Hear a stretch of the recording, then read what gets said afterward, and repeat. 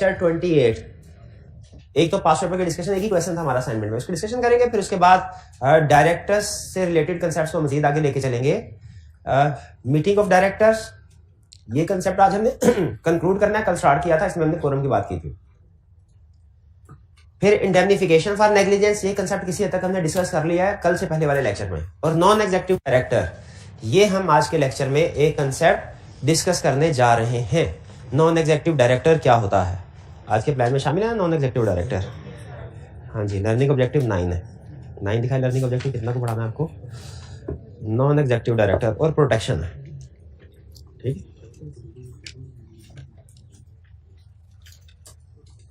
जी, previous lecture में से कोई क्वेश्चन पूछना चाहते हैं पूछ लीजिए।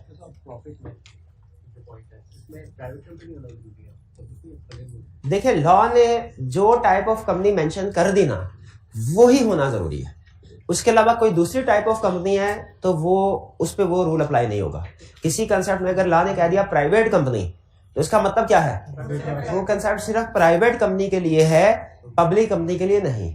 और किसी जगह पे अगर लॉ ने कह दिया पब्लिक कंपनी, तो वो कंसेप्ट पब्लिक के लिए है, प्राइवेट के लिए नहीं है। ये रूल होता है हमारा, ठीक हो गया। तो जहां पे प्राइवेट आप रेफर कर रहे हैं, जहां पे प्राइवेट कंपनी लिखा हुआ है, ऑफिस ऑफ प्रॉफिट वाले में शायद वो कह रहे हैं कि लिखा हुआ है किसी जगह पे प्राइवेट कंपनी, तो वो सिर्फ प्राइवेट कंपनी के लिए होगा, इसका मतलब है, फिर वो पब्लिक कंपनी के लिए नहीं है। जी, और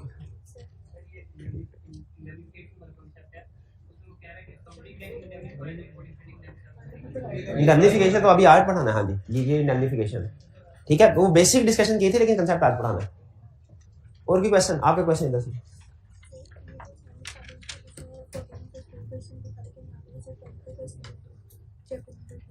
असाइनमेंट अभी डिस्कस करता हूँ, कोई क्वेश्चन। चलिए, अब हमारा क्वेश्चन है 22, वॉल्यूम 1 है, इसमें क्वेश्चन है 22। 21 भी रहता है, 21 डिस्कस नहीं हुआ था, वो भी कर लेते। 21, तो हमने इसमें 21 को भी ऐड कर लेते हैं। कह रहे at the annual general meeting of Rahbar refineries limited, certain share holders have raised objection on matters related to the use of company's fund. कुछ शेयर होल्डर्स ने कहा है कि कंपनी के फंड सही इस्तेमाल नहीं हो रहे। अच्छा, इस्तेमाल कौन कर रहा होता है कंपनी के फंड्स को? डायरेक्टर्स कर रहे होते हैं। उन्हें अपने बेनिफिट के लिए यूज करने चाहिए कि शेयर होल्डर्स के, कम्युनिटी के, बिल्कुल शेयर होल्डर्स कम्युनिटी के इंटरेस्ट, एम्प्लॉइज के इंटरेस्ट के मुताबिक यूज करने चाहिए। In the opinion of those shareholders, the directors have exceeded the authority vested upon them by Companies Act. Share holders के ख्याल में डायरेक्टर्स ने अपनी अथॉरिटी से एक्सीड किया है, जो लॉ ने अथॉरिटीज दी थी उनसे एक्सीड किया है। Identify those powers of director which the share holders of RRL may be referring to. वो पावर्स बताइए जिनकी तरफ इन शेयर होल्डर्स का इशारा है। यानी क्या कहना चाह रहा है कि मुझे बताओ वो कौन सी पावर्स हैं जिनको ये एक्सीड कर रहे हैं। अब इसमें दो ऑप्शंस हैं आपके पास। पहले बताइए, क्वेश्चन को पढ़ लिया। अच्छा, उसने अथॉरिटी का जिक्र किया है। अथॉरिटी वाली बात तो हमने पूरे कंपनी लॉ में कहीं पढ़ी ही नहीं। अथॉरिटी वाली बात तो नहीं पढ़ी हमने ये पूरे ये चैप्टर 3 में। पावर्स की पढ़ी है, तो पावर क्यों अथॉरिटी कहते हैं? शायद इसी वजह से उसने आगे क्लियरली लिख भी दिया है। रिक्वायरमेंट में क्या कह रहा है? Identify those powers of director which may be referring to. अच्छा, इसमें दो ऑप्शंस हैं। पहली ऑप्शन, डायरेक्टर्स की सारी पावर्स फिट कर दें। दूसरी ऑप्शन, डायरेक्टर्स की पावर में से सिर्फ वो वाली पावर्स फिट करें जो फंड से, कैश से रिलेटेड है। जो चीफ एग्जीक्यूटिव की अपॉइंटमेंट है वो ना लिखें, क्योंकि वो कैश से रिलेटेड नहीं है। जो बोनस की बात करता है, जो लोन की बात करता है, जो राइट ऑफ की बात करता है इन्वेस्टमेंट की बात, वो लिख दे। तो कितने आपके ख्याल में, जरा मुझे हाथ उठा के बताइए, आपके ख्याल में कितने स्टूडेंट ऐसे जो कहते हैं सारी पावर्स लिख देनी चाहिए, बेहतर है? और कितने स्टूडेंट्स कह रहे हैं कि रिक्वायर्ड है तो सिर्फ वही पावर्स लिखे जो फंड से रिलेटेड है? हाथ उठाएं। फंड से रिलेटेड, शाबाश, वही लिखेंगे पावर्स। क्लियर हुई है बात? ठीक है, फंड्स वाली लिखेंगे। याद है कौन कौन सी? चलिए, 21 के बाद नेक्स्ट चलते हैं 22 की तरफ। 22 वॉल्यूम 2 है, वॉल्यूम 1 को नहीं मिटा लूं भाई। जो जो क्वेश्चन कहेंगे मैं करवा दूंगा तरतीब से, पहले मुझे चलने दें। ठीक, question 22, state what will be quorum of board meeting in following cases. जी भाई कॉर्नर वाले मेरे भाई मुझे ये वाले भाई बताएंगे कोरम ऑफ बोर्ड मीटिंग बता दीजिए, वैसे रूल क्या है इसके अलावा केस जना पूछो 1/3 और 4 whichever is higher fail हो गए। क्यों फेल हो गए ये क्यों बताया नहीं? कंप्लीट कंसेप्ट, कंप्लीट कंसेप्ट हमारा होता है 3 तरह से, लिस्टेड के लिए अलहदा, अनलिस्टेड के लिए अलहदा, कैजुअल वैकेंसी वाला अलहदा। ये तो आपने दरिया को कुएं में बंद कर दिया, ऐसे नहीं करना, दरिया को दरिया रहने देना है, ठीक है। हाँ जी बिल्कुल, लिस्टेड के लिए है रूल 1/3 और 4 whichever is higher. Unlisted के लिए क्या रूल है? As per article. और कैजुअल वैकेंसी फिल करने के लिए रिमेनिंग पहले करे लिस्टेड कंपनी है 7 डायरेक्टर्स, 1/3 और 4, 1/3 7 डिवाइडेड बाय 3 2 पॉइंट समथिंग और 4 विच एवर इज, तो क्या होगा 4, ठीक है। और अगर यहां पे लिखा होता 22 फिर कॉलम क्या होता? 22 डायरेक्टर्स हैं, 7 नहीं 8 होता,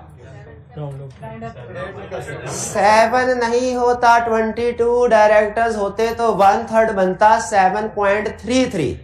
अब ये लॉ है, आपकी काउंटिंग नहीं है कि राउंड ऑफ चाहे ऊपर कर दे चाहे नीचे कर दे। लॉ कहता है अगर आप इसको नीचे लेके आएंगे ना 7 पे तो 1/3 पूरा नहीं हो रहा होगा, इसको आपने ऊपर ही लेके जाना है 8 पे। 7.33 भी गलत होगा क्योंकि वो हो ही नहीं सकता, 7 भी गलत होगा, लीगल रिक्वायरमेंट पूरी नहीं हो रही, 8 सही है, ठीक है। अच्छा आप आगे चलते हैं, कह रहा है लिस्टेड कंपनी है 17 डायरेक्टर्स,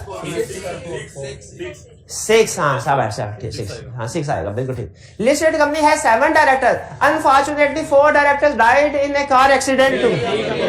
नहीं भाईजान ये तो कभी मीटिंग हो ही नहीं सकता, 4 होने चाहिए कैजुअल वैकेंसी के केस में। अच्छा आप मुझे बताइए जरा, जब बोर्ड की मीटिंग होगी कितने डायरेक्टर्स आएंगे? 3 डायरेक्टर है। सबसे पहले ही साले सवाब की दुआ करेंगे, कोई इतराज तो नहीं आपको? फिर इसके बाद वो 4 नए डायरेक्टर्स को, ये नए डायरेक्टर्स घर में बैठे हुए हैं, अब बोर्ड मीटिंग में 3 डायरेक्टर्स हैं, इन्होंने उन नए डायरेक्टर्स को अपॉइंट कर दिया। अब वो नए डायरेक्टर्स अगली मीटिंग से आएंगे, आपको कोई इतराज तो नहीं है? अपॉइंटमेंट के बाद बंदे का सामने होना जरूरी तो नहीं। अपॉइंटमेंट करने के बाद उन्होंने इन्वेस्टमेंट करनी है एक, उस इन्वेस्टमेंट के लिए उन्होंने रेजोल्यूशन पास कर दी, तीनों एग्री करते थे रेजोल्यूशन पास कर दी। बात क्या कर सकते हैं? क्यों नहीं कर सकते? रिमेनिंग डायरेक्टर्स कोरम पूरा तो हो रहा है, शाबाश। ये नहीं कर सकते, रीजन रिमेनिंग डायरेक्टर का कोरम सिर्फ कैजुअल वैकेंसी के लिए है, बाकी के जितने भी फैक्टर्स होंगे अब वो नए डायरेक्टर्स के ऐड होने के बाद डिस्कस होंगे। ये बात ध्यान में रखिएगा, रिमेनिंग डायरेक्टर के साथ उसने लिखा हुआ है for the purpose of filling casual vacancy. 22 clear हो गया जी? आगे चलते हैं। अब नेक्स्ट हमारा वॉल्यूम 2 के भी असाइनमेंट थी 5 क्वेश्चन 5 था, मुझे कंफ्यूज किया हुआ है आपने, क्वेश्चन पता नहीं किया कि नहीं किया। 5 कह रहा है डायरेक्ट, सबसे पहले एक केस स्टडी लग रही है कि रिप्रोडक्शन का क्वेश्चन लग रहा है, केस स्टडी लग रही है। अच्छा आई कैप एक और तरीका वारदात है आई कैप का, शक्ल केस स्टडी की दिखाता है, पूछता रटे वाला क्वेश्चन है, ये आपको पता है ना? हाँ जी, तो हमने देखना है यार। अच्छा इसके एक बड़ा आसान तरीका होता है इस तरह के क्वेश्चन में जिसकी शक्ल केस स्टडी की होती है लेकिन रिक्वायरमेंट, अगर रिक्वायरमेंट पढ़ के आपको कंप्लीट पता चल रहा है कि क्या लिखना है, सिर्फ तो ये रिप्रोडक्शन का क्वेश्चन होगा रटे वाला। और अगर रिक्वायरमेंट में कोई ऐसी चीज है जो ऊपर की इंफॉर्मेशन की तरफ इशारा कर रही है तो फिर आप सिर्फ रिक्वायरमेंट पढ़ के जज नहीं कर सकते लिखना क्या है, वो भी केस स्टडी होती है। तो यहां पे देखें, कह रहा है you are required to list the procedure to be followed by each company for shifting its registered office as specified under कोई कंपनी। ईच कंपनी, कौन सी कंपनी? ऊपर देखना पड़ेगा, ये केस स्टडी बन गई, ठीक। कह रहा है directors of World Wide Motors Limited WML and its subsidiary World Wide Autos Private Limited have decided in their respective board meeting to shift their registered office to Landmark Centre GT road. ठीक है, उन्होंने shift करना है office, कहां shift करना है? यहां पे शिफ्ट, यहां इस वक्त काम कर रहे हैं और किसी और जगह जाना है कि किसी और जगह है और यहां आना है, किसी और जगह है और यहां आना है। Present address of the registered office are World Wide Motors Limited 101 Hali road Lahore. बाकी की कोई चीज अहम नहीं है, सिर्फ कौन सा लफ्ज अहम है? लाहौर। इससे क्या पता चला? सेम सिटी वाला रूल लगेगा। सेम सिटी शिफ्ट करने के लिए क्या कमीशन की अप्रूवल की जरूरत तो नहीं होती, लेकिन स्पेशल रेजोल्यूशन पास करनी है। स्पेशल रेजोल्यूशन भी पास नहीं करनी है, शाबाश, बोर्ड रेजोल्यूशन पास करनी है। और बस रजिस्ट्रार को नोटिस देना है। ये तो मुझे भी पता है, मुझे वो बात बताएं जो मुझे नहीं पता। कब नोटिस देना है? विद इन 15 के 15 डेज बिफोर अपॉइंटमेंट के आफ्टर, सॉरी बिफोर चेंज या आफ्टर। ठीक है, जब रेजोल्यूशन पास होगी उसके बाद रजिस्ट्रार को हमने नोटिस देना। B, World Wide Autos Limited, second floor, Modern Avenue, Peshawar. इसमें सबसे अहम लफ्ज क्या है जो हमें यह बता रहा है कि एक सिटी से दूसरी सिटी का केस है। एक सिटी से दूसरी सिटी का केस नहीं है। हाँ, इसमें तो याद आ गया, पेशावर पंजाब में तो नहीं है, ना ही लाहौर KPK में है। ये तो दोनों डिफरेंट प्रोविंस है, ये डिफरेंट प्रोविंस वाला है। इसमें तो हमें बोर्ड रेजोल्यूशन के साथ साथ स्पेशल रेजोल्यूशन पास करनी पड़ेगी। क्लियर? शाबाश। तो बताइए क्या प्रोसीजर्स होंगे जल्दी से। सेकंड डे है, इनका थर्ड डे होगा, उनका फोर्थ होगा। क्या मतलब? बताइए बताइए। वही बात है ना। नहीं, खुदा ना खास्ता पाकिस्तान इंडिया की जंग लगेगी तो आपने कहा मैं भी जवान हूँ, जंग में हिस्सा लूंगा, तो उधर जाएंगे, जब सामने से दूसरे दुश्मन के सिपाही, आप क्या कहेंगे? अबे मेरा भी तीसरा दिन है। वो कहेगा अच्छा कोई बात नहीं, जाओ ट्रेनिंग लेके आओ। ऐसे कि उड़ा देगा, उधर उड़ा देगा। ICAP भी इसी तरह आपसे नहीं पूछेगा आपका कौन सा दिन है, क्या करेगा? उड़ा देगा। ठीक है, तो कोई सा भी दिन हो तैयार हो के आया करे। यहाँ पे बोर्ड रेजोल्यूशन पास होगी, यस। स्पेशल रेजोल्यूशन पास होगी, यस। एक और काम होगा। अच्छा बताइए, कमीशन जो ऑर्डर इशू करता है वो किसको करता है? कंपनी और रजिस्ट्रार को। कितने दिन में? After considering the interest of creditor, नहीं, क्रेडिटर एंड मेंबर दोनों। अधूरी बात भी गलत बात होती है लॉ में। ये क्लियर हो गया? ये थी हमारी असाइनमेंट। अब कोई क्वेश्चन अगर रह गया है, किसी असाइनमेंट में था, आप भी शायद रेफर कर रहे थे, आप भी मेरे भाई कह रहे थे, तो मुझे बता दे, कोई और डिस्कस करना है कर देता हूँ। ठीक है, बस इतना काफी है। चलिए आगे चलते हैं। आपका क्या पॉइंट ऑफ व्यू है? ये असाइनमेंट कौन सी है? ये लेक्चर 25। आज कौन सा लेक्चर है? 20 पुरानी असाइनमेंट। अच्छा 25 की असाइनमेंट में चैप्टर नंबर, ये कौन सा चैप्टर है? चैप्टर 3 था। ये मैंने बता दिया था, कल बता तो दिया था। चैप्टर नंबर 3 था ये। ठीक है, चैप्टर नंबर 3 था, क्योंकि चैप्टर 2 लिखा गया था ना। चैप्टर 2 में तो क्वेश्चन थे ही नहीं, चैप्टर 3। अच्छा, उस पर इतना ज्यादा मैटर मैंने लिखा हुआ था, एक छोटी सी गलती हो गई और आप कंफ्यूज हो गए और गलत चैप्टर पे चले गए और आपने असाइनमेंट ही नहीं की। इसका मतलब गलती बात का छोटी है, उसका इफेक्ट क्या होता है? बड़ा इफेक्ट ज्यादा हो जाता है ना। यही उस वक्त होता है जब आप 10% को 1% या 20% लिख दें, जब 35 डेज को आप 28 डेज लिख दें। ठीक है, तो ये जो परसेंटेजेस हैं, ये जो डेज है कंपनी लॉ में, ये बहुत अहम है। अनफॉर्चुनेटली मैं जाती तौर पे समझता हूं कंपनी लॉ में स्टूडेंट्स को डेज और परसेंटेजेस याद नहीं करवाने चाहिए। ये मेमोरी का टेस्ट है, ये केस स्टडीज या नॉलेज का टेस्ट नहीं है। मेमोरी का टेस्ट, बहुत से डेज है भाई। ये क्या बात हुई है? 50 तरह के दिन सिलेबस में डाल के बच्चों से टेस्ट कर रहे हो, उधर कौन सा दिन था, ये कौन सा नॉलेज है? लेकिन क्या करे भाई, क्या कर रहा है तो सो कर रहा है। तो हमने भी फिर उसको इसी तरह डेज हैं आगे और परसेंटेजेस हो गई, हमें याद करनी पड़ेगी। कर रहे हैं याद? आपको बताया था ना, बुक एंड पे 2-3 पेजेस हैं। हाँ, वक्तन उधर जाके देखते रहा करें कौन कौन सा आपने कवर कर लिया, टिक लगाते रहे। जी, होम असाइनमेंट हमारी कंप्लीटेड, इसको करते हैं क्लोज। अब चलते हैं हम अपने कंसेप्ट की तरफ। डायरेक्टर्स का कंसेप्ट, मीटिंग का, फ्री बोर्ड मीटिंग के रूल्स पढ़े थे हम। किस मीटिंग के नहीं पढ़े थे? जनरल मीटिंग के नहीं पढ़े थे, बोर्ड मीटिंग के पढ़े थे। फ्रीक्वेंसी कब कब होगी? Once in each quarter, at least 1 in each quarter. Quorum क्या होगा? 1/3 और 4। कोरम क्या है? हाँ, शाबाश शाबाश। लिस्टेड कंपनी के लिए कोरम अलग है, अदर कंपनी के लिए अलग है, अनलिस्टेड के लिए और कैजुअल वैकेंसी के लिए अलग है। अब एक इंतहाई अजीब सवाल पूछ रहा है, इंतहाई अजीब सवाल पूछ रहा है। कह रहा है फैसले होंगे डायरेक्टर्स की मीटिंग में। डायरेक्टर ने फैसले कब करने हैं? डायरेक्टर्स की मीटिंग में। ये बात समझ आ रही है आपको? क्या ऐसा हो सकता है कि मीटिंग ना हो, फैसला हो जाए? फिर से सुने, फैसले होते हैं डायरेक्टर्स की मीटिंग में। क्या ऐसा हो सकता है कि मीटिंग ना हो, फैसला हो जाए, डिसीजन या रेजोल्यूशन हो जाए, मीटिंग ना हो, रेजोल्यूशन पास हो जाए, डिसीजन हो जाए। क्या ऐसा हो सकता है? बात है अजीब, लेकिन लॉ ने कहा हो सकता है, हो सकता है। भाई देखें, हो सकता है कुछ डायरेक्टर्स जो हैं वो पाकिस्तान से बाहर गए हों, ठीक है, पाकिस्तान से बाहर गए हुए हैं, तो क्या करें, वीडियो कॉन्फ्रेंसिंग करवा लें, हाँ ये भी ऑप्शन है।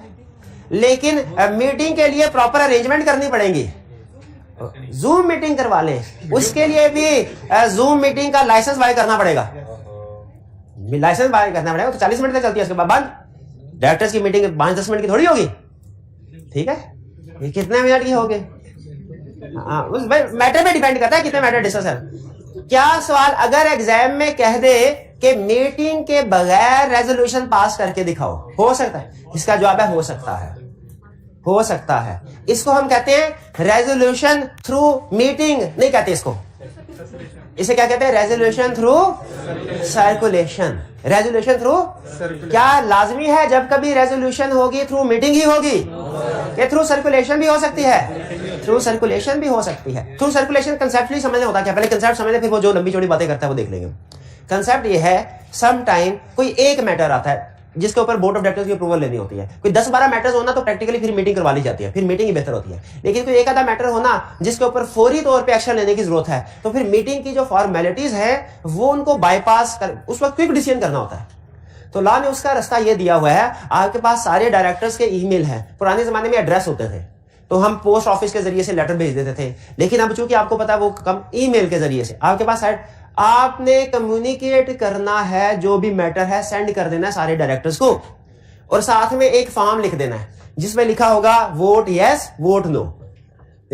जैसे हो सकता है वो कहे कि सर हमने ऑथोराइज शेयर कैपिटल 200 मिलियन है और हमने 150 मिलियन अभी तक इशू किया हुआ है, 50 मिलियन हमने मजीद इशू करना है, इसके लिए अप्रूवल चाहिए, और क्या आप 50 मिलियन मजीद इशू करने की इजाजत देते हैं? नीचे लिखा होगा यस, आगे लिखा होगा नो।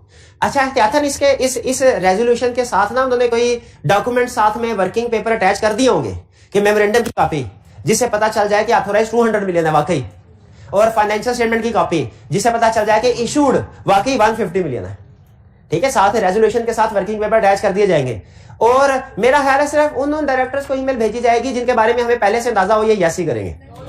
सबको भेजनी है, पक्का सबको भेजनी सबको है, आए या ना आए उसकी मर्जी, भेजनी रेजोल्यूशन सबको है सारे वर्किंग पेपर के साथ। जब डायरेक्टर्स को ईमेल मिलेगी वो पढ़ेंगे, फिर क्या करेंगे? यस, जिसे यस करना है यस करेगा, जिसे नो करना है नो करेगा, ईमेल सेंड हो जाएगी। फिर उसके बाद एक डायरेक्टर को याद आएगा ये मैंने तो नो करना था, मैंने तो यस पे टिक कर दिया, ठीक है। जैसे बात का पेपर के बाद आके याद आता है कि इसमें तो मैंने ये करना था, कर मैंने ये दिया है, और फिर भागे वापस उसके पास जाते हैं इन्विजिलेटर के पास, उसे कहते हैं सर थोड़ी सी गलती होगी जरा पेपर दे दे। कहते कोई बात नहीं बेटा, गलतियां इंसान से हो जाती हैं, कोई बात नहीं, ये ले पेपर सही कर ले, ऐसे कहेगा? क्या कहेगा? तो अगर कोई डायरेक्टर एक दफा वोट कास्ट कर ले थ्रू रेजोल्यूशन, बाद में समझ आए नहीं चेंज करना है, क्या चेंज कर सकता होगा? नहीं कर सकता। डायरेक्टर मेंबर नहीं कर सकते तो डायरेक्टर कहां से कर सकता है? अगर मेंबर्स थ्रू रेजोल्यूशन डिसीजन दे दे एक दफा अपना, तो वो नहीं चेंज कर सकते, तो डायरेक्टर कहां से कर सकता है? डायरेक्टर भी नहीं कर सकता है। ये रेजोल्यूशन थ्रू सर्कुलेशन का कंसेप्ट समझ आ गया? एग्जाम में वो रेजोल्यूशन थ्रू सर्कुलेशन के अल्फाज प्रोबेबली यूज नहीं करेगा, केस स्टडी बनाएगा जिसमें वो कोई ना कोई डायरेक्टर की पावर में से एक मैटर उठाएगा और आपसे कहेगा ये मैटर के ऊपर अप्रूवल चाहिए, लेकिन बोर्ड मीटिंग किसी वजह से कंडक्ट नहीं हो सकती, ये क्वेश्चन में क्लियरली लिखा होगा, वरना तो आप कह देंगे कि जी बोर्ड मीटिंग करवाए क्लियरली। तो फिर आपने क्या सजेस्ट करना है? रेजोल्यूशन थ्रू सर्कुलेशन, ठीक है। फिर बात समझ आ गई है? अच्छा, एक क्वेश्चन में उसने पूछ लिया, उसने कहा ये मसला है, ये बोनस देना है एम्प्लॉइज को, ईद है करीब, फौरी तौर पे फैसला करना है, लेकिन मीटिंग नहीं हो सकती। डायरेक्टर ने कहा बोनस अप्रूव करने के लिए हम सारे काम छोड़ के ईद की छुट्टियों में ऑफिस आएंगे, मीटिंग नहीं हो सकती, रेजोल्यूशन पास करनी है, तो क्या लिखेंगे? रेजोल्यूशन। अच्छा, अगर फर्ज कीजिए वो आपको सिर्फ इतना कहता है कि ये मसला है बोनस देना एम्प्लॉइज को, और इसके लिए पॉसिबल सजेशंस क्या हो सकती हैं, फिर दोनों बता दें, फिर मीटिंग भी बता दें, रेजोल्यूशन सर्कुलेशन भी बता दें। जैसे याद है वो एक हमने कंसेप्ट पढ़ा था जिसमें वो रिक्वायर्ड शेयर होल्डिंग हासिल कर लेता था, तो वो हमसे पूछता था बताइए इसके पास डायरेक्टर बनने के लिए क्या ऑप्शंस हैं, ठीक है, तो हम वो भी बताते होते थे रूटीन वाली बात, वो तो पहले बताते थे रूटीन वाली बात। कौन सी होती थी? वो नोटिस भेजेगा, रिक्वायर्ड शेयर होल्डिंग वाला नोटिस भेजेगा, कंपनी कितने दिन के अंदर प्रोसीडिंग स्टार्ट करेगी? 30 के 21 हो गए ना कंफ्यूज? 30 के 21 30 डेज था, 21 नहीं था। मैं ला तुम्हें थोड़ा बताया तो था, कल बताया था ना, मेरा ला थोड़ा वीक है। कोई बात नहीं, आप मुझे सिखाते रहेंगे, इंशाल्लाह जल्दी सीख लूंगा, बेफिक्र। तो लेकिन फीस कोई नहीं देनी, मैंने पहले बता दूं, मुझे सिखाने की फीस। तो हमने इस सिचुएशन में फिर दोनों पॉसिबिलिटी डिस्कस करने हैं। अब देखते हैं कंसेप्ट क्या कह रहा है। कह रहा है रेजोल्यूशन थ्रू सर्कुलेशन। क्या रेजोल्यूशन फैसला करना सर्कुलेशन के जरिए, ईमेल वगैरह, ठीक है, लेटर सेंड करना, कोरियर करना, क्या रेजोल्यूशन थ्रू सर्कुलेशन पास हो सकती है? यहां पे कह रहा है यस, वैलिड है। वैलिडिटी का पीरियड क्या है? वैलिड है। अगर मेजोरिटी ऑफ डायरेक्टर्स अप्रूव करें तो वैलिड है। नॉर्मल में मेजोरिटी के जरिए से होता है, बिल्कुल वैलिड है, कर सकते हैं। और ऐसी वैलिड है, ऐसी इफेक्टिव है जैसे मीटिंग में अप्रूव हुई हो, इसका स्टेटस उतना ही इफेक्टिव है। सिर्फ इस वजह से इसके मीटिंग के बजाय सर्कुलेशन के जरिए अप्रूव किया गया था, इससे फर्क नहीं पड़ेगा। रेजोल्यूशन थ्रू सर्कुलेशन भी वैलिड है और इक्वली वैलिड है जैसे बोर्ड मीटिंग में हुआ। चलो यहां पे उसने हमें इजाजत दे दी कि पास कर सकते हो। अब आगे इसके रूल्स हैं। क्या रूल्स हैं? पहला रूल, ऑल डायरेक्टर को सर्कुलेट करना। इसमें फोकस सर्कुलेटेड पे नहीं है, और सेलेक्टेड डायरेक्टर्स को नहीं करना। जैसे जनरल मीटिंग का नोटिस होता है ना, वो भी सारे शेयर होल्डर्स को सेंड करते हैं, चाहे किसी के पास एक शेयर क्यों ना हो। अलॉन्ग विद नेसेसरी पेपर, अगर कोई नेसेसरी पेपर साथ अटैच करना जरूरी है, जैसे मेमोरेंडम की कॉपी, जैसे आर्टिकल्स की कॉपी, जैसे कोई एग्रीमेंट अप्रूव करना है उसकी कॉपी, तो वो भी अटैच होने चाहिए कि नहीं? वो भी अटैच होने चाहिए। साइंड इन राइटिंग साइन करेंगे। अच्छा, इन राइटिंग से मुराद इलेक्ट्रॉनिकली भी है, याद रखिए। इलेक्ट्रॉनिकली भी इसमें कह रहा है जबानी कलामी नहीं होगा। यानी अगर ईमेल भेजा है ना, तो ये ना समझेगा ईमेल राइटिंग नहीं है, ईमेल राइटिंग है। लेकिन अगर ईमेल आई और डायरेक्टर फोन करके कह दे सर मेरी तरफ से हाँ है, तो उसका वोट गिनेंगे? उसे कहेंगे ना भाई रिटर्न फॉर्म में दे, रिटर्न फॉर्म में दे। रिटर्न का मतलब क्या? रिटर्न का मतलब सिर्फ हाथ नहीं, टाइपिंग शाइपिंग करें वो भी रिटर्न ही है, रिटर्न ही है। अंगूठा लगाने की जरूरत नहीं होती। तो आपसे कोई दोस्त लोन ले 10,000 रुपया और आपसे आप कहें यार 10,000 भूल जाते हो तुम, तो क्या मेरी जुबान पे एतबार नहीं है? अच्छा, आपने ये नहीं कहना, ये नहीं कहना। लेकिन आप जाहिर है वो लीगल पेपर के ऊपर भी लिखित पढ़त नहीं करवा सकते। एक तो टाइम ज्यादा लगेगा, वैसे बंदा अच्छा नहीं लगता। आपने सिर्फ एक कहना भाई एतबार है, ऐसा कर व्हाट्सएप पे मैसेज लिख दे कि मैंने 10,000 रुपया लिया है और हम महीने बाद वापस करूंगा। उसको वो भी रिटर्न है, सबूत के तौर पे अपने पास रखें, ट्रांजैक्शन के। हाँ, सबूत, ये आसान तरीन हल है। 10 सेकंड के अंदर आपके पास सबूत होगा। कल कला सबूत का करना क्या है? कल कला को जब वो आपको पैसे नहीं देगा फिर आगे ठीक है। साइंड इन राइटिंग होगा। राइटिंग समझ गए? ईमेल वाला राइटिंग होता है कि नहीं होता? होता है, वो भी होता है। नो रेवोकेशन, नो कैंसलेशन, फैसला कर लिया वापस नहीं होगा। To be noted in minutes of next meeting, जब नेक्स्ट मीटिंग होगी उसमें यह मैटर दोबारा डिस्कस नहीं होगा, लेकिन उस मीटिंग में यह फैसला लिखा जाएगा कि हमने ये फैसला भी, ये रेजोल्यूशन भी पास की है। मिनट्स पढ़ा हुआ आपने? क्या बिजनेस कम्युनिकेशन का सब्जेक्ट पढ़ा? मिनट्स होता मीटिंग क्या होते हैं?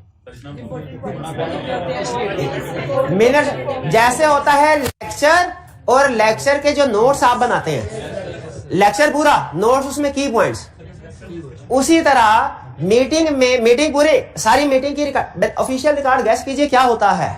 क्या जहां डायरेक्टर की बोर्ड मीटिंग वाकई हुई थी उसमें वाकई फैसले और यही फैसले हुए थे? इसका मेरा हाल है उधर वीडियो बन रही होगी, वीडियो नहीं बन रही होगी। तो क्या सबूत होता है? मिनट्स ऑफ द मीटिंग, जिसमें समरी बनाई जाती है। एक सेक्रेटरी बैठा होता है, जो जो फैसले करे जाते हैं, कहता है लिख भाई, ये भी लिख, ये भी फैसला, ये भी लिख। वो फैसले लिखता है, एंड में सारे साइन कर देते हैं उसके ऊपर। या सॉरी सिर्फ चेयरमैन साइन कर देता है, ठीक है, सिर्फ चेयरमैन ऑथेंटिकेट कर देता है मिनट्स ऑफ द मीटिंग को। पता चल जाता है कि ये चीज डिस्कस हुई थी। ये होते हैं मिनट्स। अब आपने मिनट्स कह दिया तो फिर आपने मिनट्स का कंसर्न मुझे डिटेल में समझाना पड़ेगा। भूल गए? मिनट्स कह रहे क्या जो मीटिंग हुई है उन मीटिंग में रेजोल्यूशन फैसले हुए हैं, उनका कोई रिकॉर्ड रखा जाएगा कि कोई नहीं? ऑडियो फॉर्म में, वीडियो फॉर्म में, के रिटन मिनट्स की शक्ल में? मिनट्स की शक्ल में। कह रहा है every company shall keep record eight registered office. जितनी भी मीटिंग्स पास हुई हैं और रेजोल्यूशन पास हुए हैं। स्टूडेंट कहने लगा सर मीटिंग के साथ रेजोल्यूशन क्यों बार बार बोलते हैं? जब हमने कह दिया मीटिंग का रिकॉर्ड रखा जाएगा तो रेजोल्यूशन भी तो उसी में होती है। जब मीटिंग का रिकॉर्ड रखा जाएगा तो रेजोल्यूशन का भी तो ऑटोमेटिकली हो गया, क्योंकि रेजोल्यूशन मीटिंग में पास होती है। क्या सही कह रहा है? नहीं सही, क्यों नहीं सही कह रहा? कुछ रेजोल्यूशन थ्रू सर्कुलेशन भी तो हो सकती है। इसलिए उसने जहां पे रिकॉर्ड ऑफ मीटिंग्स की बात की वहां पे रिकॉर्ड ऑफ रेजोल्यूशन की भी बात है। कहता है रेजोल्यूशन का और मीटिंग का रिकॉर्ड रखा जाएगा। कहां रखा जाएगा? रजिस्टर्ड ऑफिस में। मीटिंग जिधर मर्जी करवाएं, रिकॉर्ड रजिस्टर्ड ऑफिस में। ठीक है, मीटिंग जिधर मर्जी करवाएं, रिकॉर्ड किधर रखना है? रजिस्टर्ड ऑफिस में। कौन सा पॉइंट दोबारा बता दूं? कौन सा? यही, हर कंपनी अपनी मीटिंग और रेजोल्यूशन का रिकॉर्ड रखेगी। रखेगी रिकॉर्ड। कहां पे रखेगी? रजिस्टर्ड ऑफिस में। रजिस्टर्ड ऑफिस में। शादी जहां मर्जी करवाएं, मूवी असलम फोटोग्राफर से बनवाएं, लिखा होता है क्या? नहीं लिखा होता है ना बाज़ औक़ात। तो मीटिंग जहां मर्जी कराएं, रिकॉर्ड रजिस्टर्ड ऑफिस में रखवाएं, ये कह रहा है।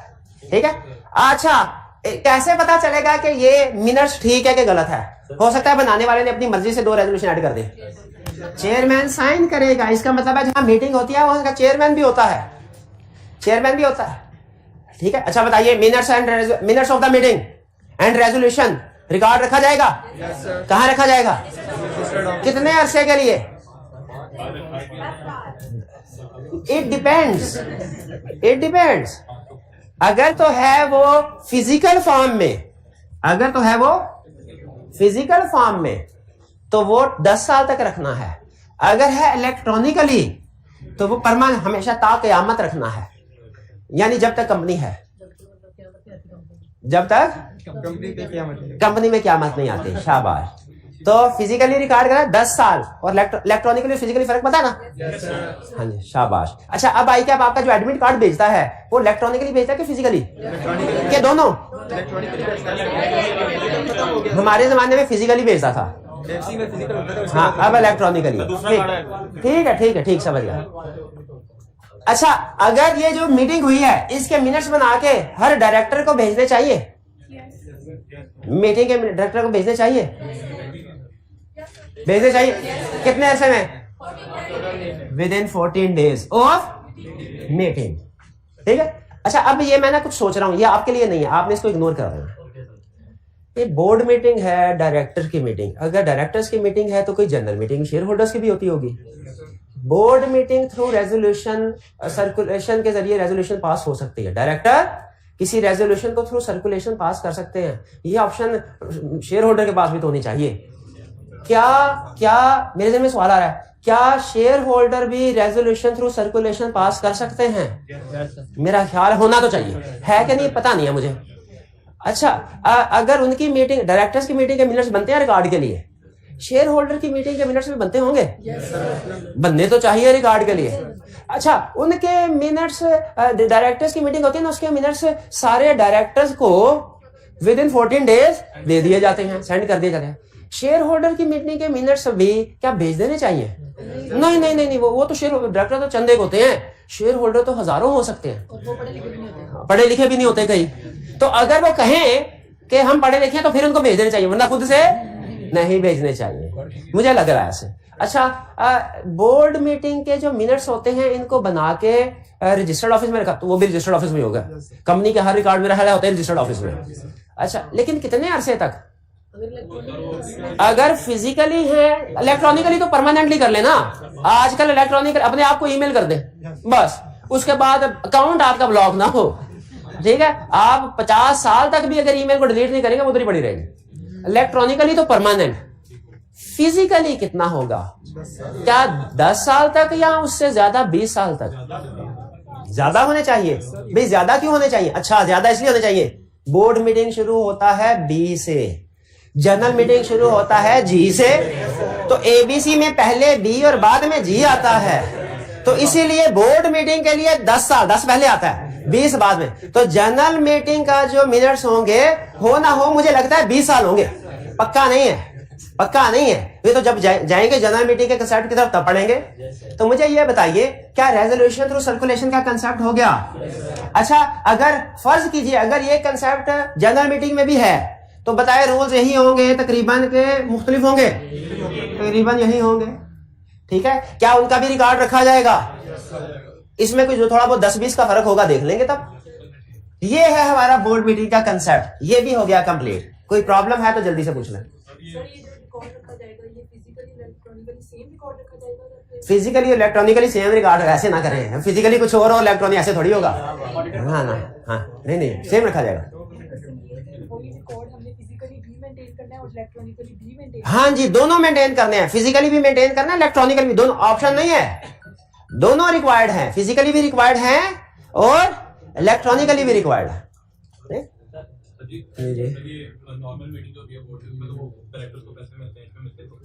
नॉर्मल बोर्ड मीटिंग होती है उसमें पैसे मिलते, इसमें पैसे नहीं मिलते भाई, ऐसे तो ना करें, हर चीज के पैसे तो ना करें, थोड़े बहुत होने चाहिए। चलो ठीक है, निकाल फिर इस सवाल के निकाल 50 रुपए। 50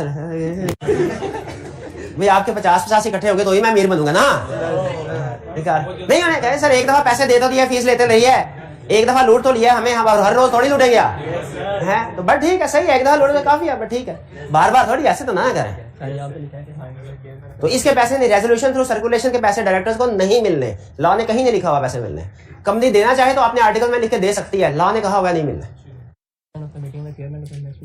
चेयरमैन ऑफ द मीटिंग या chairman of the next meeting, अब ये डिपेंड कर, अगर तो हमारा टाइपिस्ट बड़ा एक्सपर्ट हुआ ना जो मिनट्स बना रहा है, तो वो उसी मीटिंग के एंड में कहेगा सर अभी आपकी चाय का कप खत्म होने से पहले देखे मिनट्स रेडी होते हैं। अगर चाय का कप खत्म होने तो उसी मीटिंग का चेयरमैन ऑथेंटिकेट कर देगा, ऑथेंटिकेट मीन साइन कर देगा। लेकिन अगर चाय का कप खत्म हो गया और अभी उसने मिनट्स नहीं बनाए हुए, तो फिर अब क्या चेयरमैन इंतजार करेगा कब ये मिनट्स कंप्लीट करे फिर मैं घर जाऊं? क्या कहेगा भाई मैं घर जा रहा हूं, इसको बना के अब अगली मीटिंग होगी उसमें दिखा दो। तो सेम मीटिंग का चेयरमैन भी साइन कर सकता है मिनट्स को, नेक्स्ट मीटिंग का चेयरमैन भी साइन कर सकता है मिनट्स को। नेक्स्ट मीटिंग के चेयरमैन को पता होगा कि पिछली मीटिंग में क्या डिसाइड हुआ था, इसलिए कि नेक्स्ट मीटिंग का चेयरमैन कोई खलाई मखलूक नहीं होगा जो एकदम आ गई है, वो डायरेक्टर में से ही कोई होगा, शाबाश, डायरेक्टर में से कोई होगा, ठीक है। आगे सर, नेक्स्ट कंसेप्ट है हमारा इंडेमनिफिकेशन फॉर नेग्लिजेंस और वायलेशन ऑफ लॉ। अगर कोई डायरेक्टर वायलेशन ऑफ लॉ का है, यानी किसी शेयर होल्डर ने कह दिया ए भाई हमको तो डिविडेंड दे दो, तो उनको डिविडेंड ना देना, कुछ शेयर होल्डर्स को डिविडेंड दे दो, कुछ को ना देना। अब डायरेक्टर कहेगा ना सर ऐसे नहीं हो सकता, लॉ ने कहा है जब डिविडेंड डिक्लेयर हो जाए 10 वर्किंग डेज के अंदर सारे शेयर होल्डर्स को देना है, वरना वो बड़ा बुरा हशर करते हैं। तो शेयर होल्डर ने कहा कि आप बेफिक्र हो, हम तुम्हारे साथ हैं, अगर उन्होंने जो भी जुर्माना दिया हम तुम्हें कंपनसेट कर देंगे। कंपनसेट करना आसान लफ्ज है, इसलिए लॉ को पसंद नहीं है। लॉ क्या हम इंडेमनीफाई कर देंगे। क्या देखिए डायरेक्टर्स की कोई रूटीन की नेग्लिजेंस हो ना, कोई रूटीन की ब्रीच ऑफ ड्यूटी हो, उसको share holder through special resolution ratify कर सकते हैं, माफ कर सकते हैं। लेकिन लॉ ने कहा है अगर मेरी खिलाफ वर्जी की ना, मेरी खिलाफ वर्जी की, तो इस सूरत में इंडेमनिफिकेशन अगर तुमने वादा कर भी लिया है सीईओ सीएफओ के साथ, वो इंडेमनिफिकेशन नहीं होगी, वो एग्रीमेंट वाइड समझा जाएगा। वो एग्रीमेंट क्या कह रहा है? कह रहा है एग्रीमेंट जिसमें किसी डायरेक्टर या ऑफिसर को इंडेमनीफाई किया जाएगा, किस लिए? फॉर नेग्लिजेंस और ब्रीच ऑफ ड्यूटी। ये नेग्लिजेंस ब्रीच ऑफ ड्यूटी है लॉ की वायलेशन से रिलेटेड, लॉ की वायलेशन से रिलेटेड। अगर आपने लॉ की वायलेशन हो रही है, नॉर्मल तो स्पेशल रेजोल्यूशन से हो सकती है, ठीक है, लेकिन अगर लॉ की वायलेशन हो रही है तो इस तरह का एग्रीमेंट किया तो एग्रीमेंट क्या होगा? वाइड होगा। एग्रीमेंट क्या है? वाइड। जैसे लॉ की वायलेशन की, एग्रीमेंट किया सीईओ के साथ, सीईओ ने 2 महीने तक डिविडेंड नहीं दिया, लॉ ने उसे सलाह दी, उसने कहा 5 मिलियन जमा करा दो हमारे अकाउंट में। क्या ये 5 मिलियन सीईओ अपनी जेब से देगा कि जिन कंपनी इंडेमनीफाई करेगी? ठीक है, तो कोई ऐसी लॉ की वायलेशन हुई जिसपे कोई केस हुआ सीईओ सीएफओ का, वो केस हार गया तो फिर अपनी जेब से पैसा। हाँ, लेकिन बाज़ बात होता है उसका कसूर नहीं होता, लोग बिला वजह केस कर देते हैं, बाज़ औक़ात बिला वजह केस कर देते हैं। जैसे फर्ज कीजिए कोई शेयर होल्डर ये कहे कि भाईजान आपने डिविडेंड 7 दिन में दे दिया, ठीक है, लेकिन डिविडेंड पाक रुपीज में क्यों दिया, डॉलर में क्यों नहीं दिया? आप इसका मतलब शेयर होल्डर का भला नहीं सोचते, उसने केस कर दिया। अब केस डिफेंड किया सी, अच्छा सीईओ के खिलाफ केस किया, सीईओ का नाम लेके, सीईओ पेशियां भुगतेगा? क्यों नहीं भुगतेगा? कोई 2-4 पेशियां तो होगी ना। ये कानूनी मामला आप शायद जानते नहीं है, ये केस कुछ भी ना करें आप, फिर भी केस हो सकता है, फिर भी केस हो सकता है।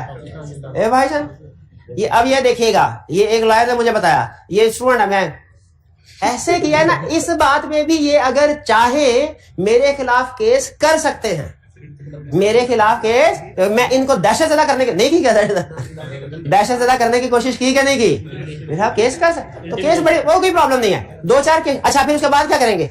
होता क्या है, मैं पेशी भुगतने जाता हूं, उधर जाके पता चलता है आज जज बीमार है, हफ्ते बाद डेट लग गई।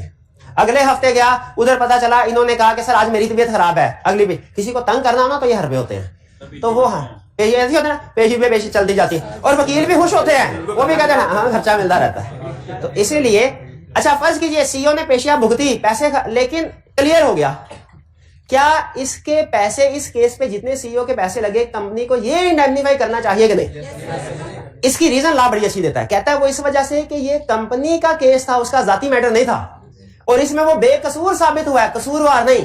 अगर कसूरवार साबित होता हम कहते तेरी गलती है, ब्रीच ऑफ लॉ की है, इंडेमनीफाई नहीं करना।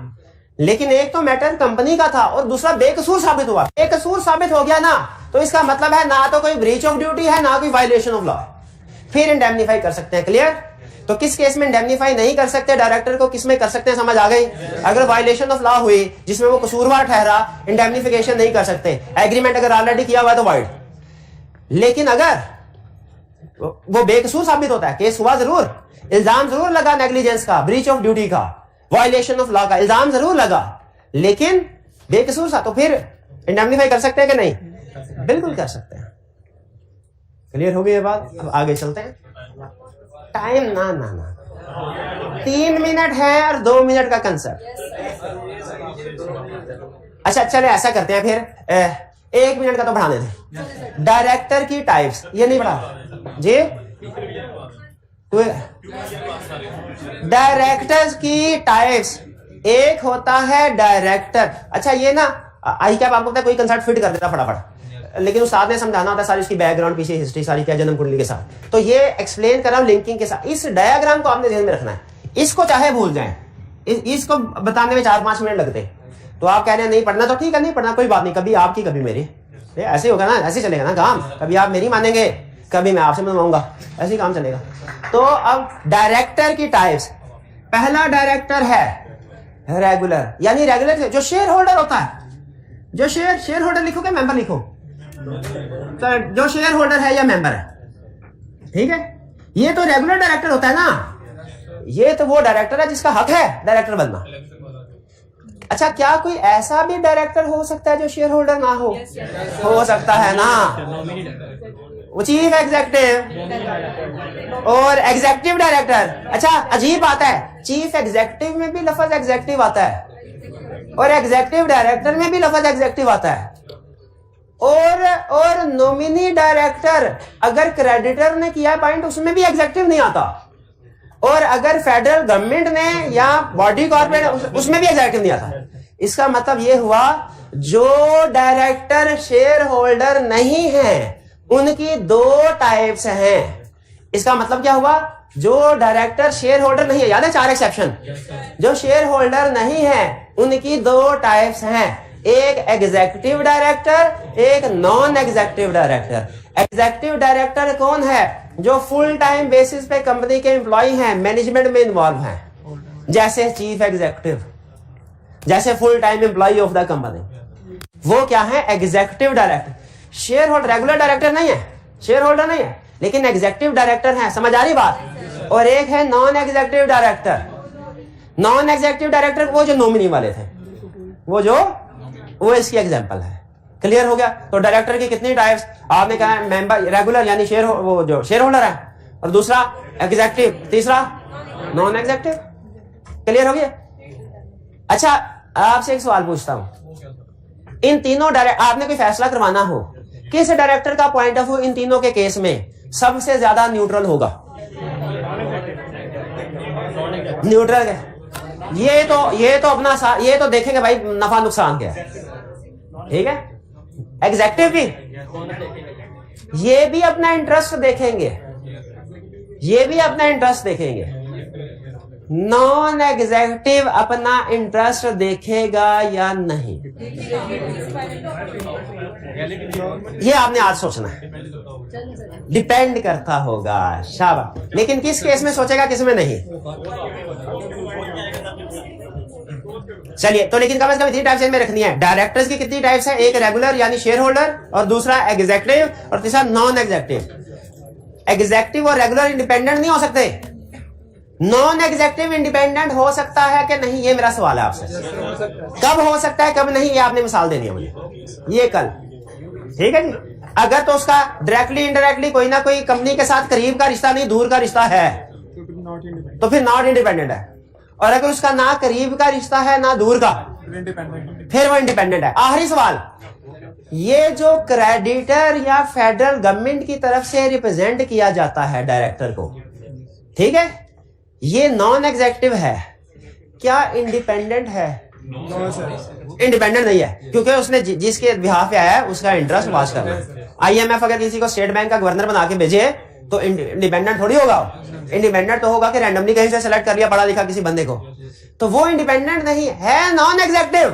क्योंकि नॉन एग्जीक्यूटिव क्यों है? ना कंपनी का शेयर होल्डर, ना कंपनी की एम्प्लॉयमेंट, नॉन एग्जीक्यूटिव है लेकिन इंडिपेंडेंट नहीं है। तो फिर इंडिपेंडेंट कौन है? इंडिपेंडेंट कहां से आएगा? इंडिपेंडेंट डायरेक्टर कैसे आएगा? इंडिपेंडेंट डायरेक्टर क्यों आएगा? ये सारे कल इंशाल्लाह, ठीक है जी। आज का लेक्चर यहां खत्म करते हैं हम। अल्लाह हाफिज।